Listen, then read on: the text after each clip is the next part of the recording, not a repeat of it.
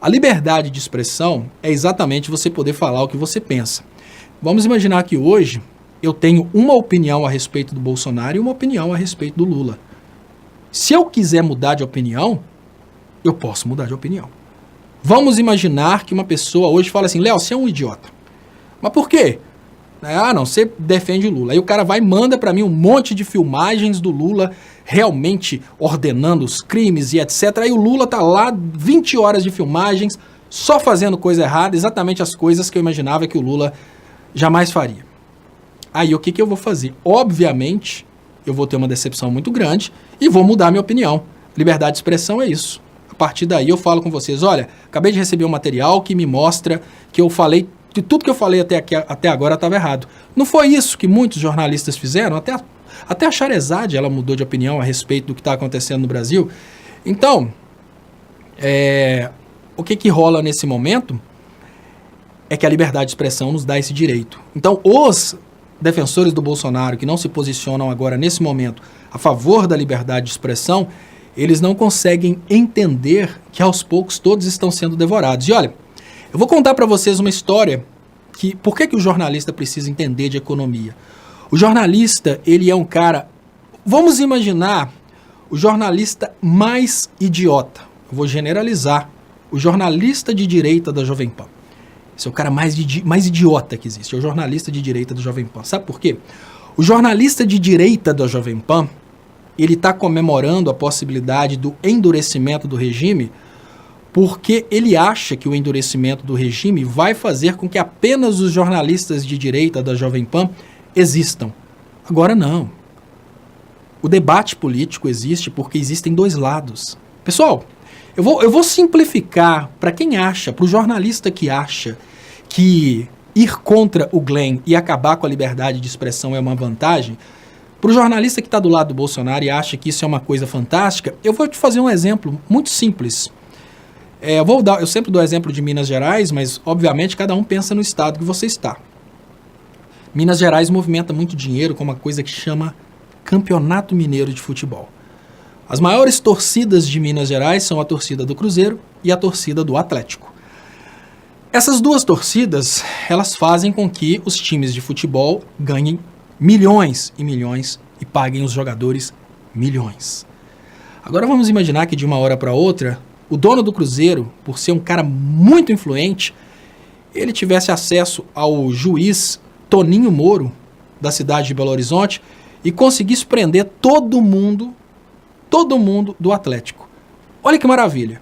A partir de agora, o Cruzeiro já não tem mais o seu maior adversário, não tem mais o Atlético. E a pergunta básica é, qual que vai ser o resultado disso? Se não existe mais o grande adversário do Cruzeiro, pode ter certeza que a arrecadação dos jogos vai cair para 10% e até 5%, porque não tem mais a graça. A graça está nesse confronto. E hoje, uma coisa que os jornalistas precisam entender, principalmente os que estão a favor da perseguição ao Glenn, é que eles existem defendendo o Bolsonaro hoje, porque existem pessoas criticando o Bolsonaro. A partir do momento que o Bolsonaro conseguir endurecer o regime, acabou. Para que ele vai se defender se ele não tem que inventar histórias? O criador de fake news só existe porque o contratante precisa esconder as verdades a respeito dele. Então, no momento que o Bolsonaro, o Sérgio Moro, criam fake news contra o Glenn, ele está fazendo isso para tentar esconder a verdade que o Glenn está trazendo.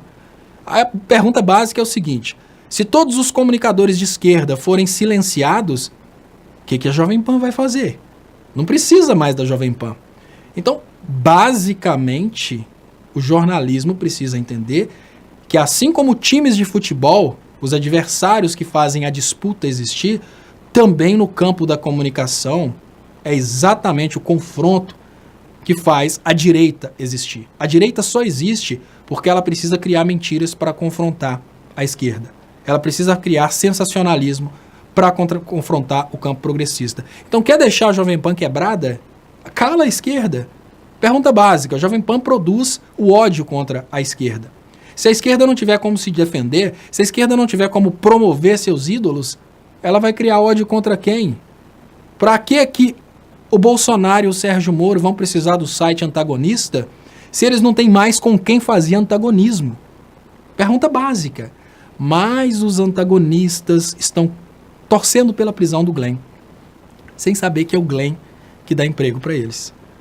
Os Coppolas, os Jovem Pans, estão torcendo pela prisão do Glenn, sem saber que, sem a verdade, eles não vão ter para quem vender a mentira.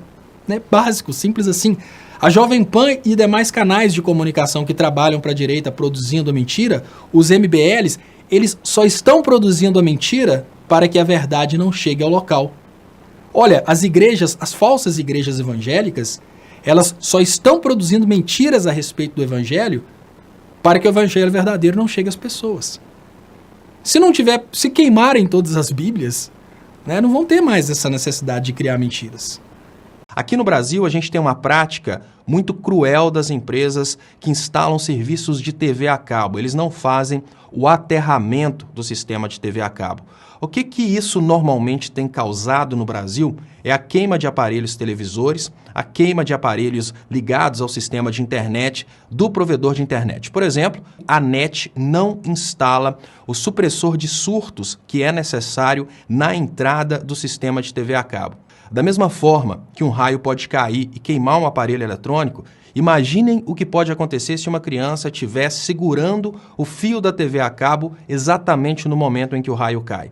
O que eu estou chamando a atenção de vocês é que o sistema de TV a cabo, como está sendo instalado pela NET em várias casas brasileiras, ele pode causar não apenas a queima dos aparelhos, como pode causar também a morte de pessoas. O que acontece é que na hora que o raio cai, uma indução eletrostática acontece naquele fio que está esticado. E ali, aquele fio recebe centenas de milhares de volts e quebra o isolamento do equipamento. Isso queima a televisão, isso queima os aparelhos conectados à internet e pior, se tiver uma pessoa, ela pode morrer. Por que ninguém fala a respeito disso no Brasil? Porque é muita grana que está em jogo. É muito mais fácil deixar as pessoas mais pobres morrerem sem saber o que está acontecendo do que denunciar uma empresa do tamanho da NET que ela está instalando o sistema sem a devida proteção, porque na hora que cai um raio e queima, eles averiguam e tentam dar barrigada e não pagar a indenização. A tendência natural do brasileiro é deixar para lá. Então eles não atendem, você vai deixando a coisa para lá até o momento em que você perde o direito de entrar na justiça contra eles. Estatisticamente fica mais barato para eles desrespeitarem o Brasil do que atenderem adequadamente. Aí que entram as agências regulamentadoras para exigirem essa condição de segurança. No Brasil eles têm um lobby muito forte e isso não acontece.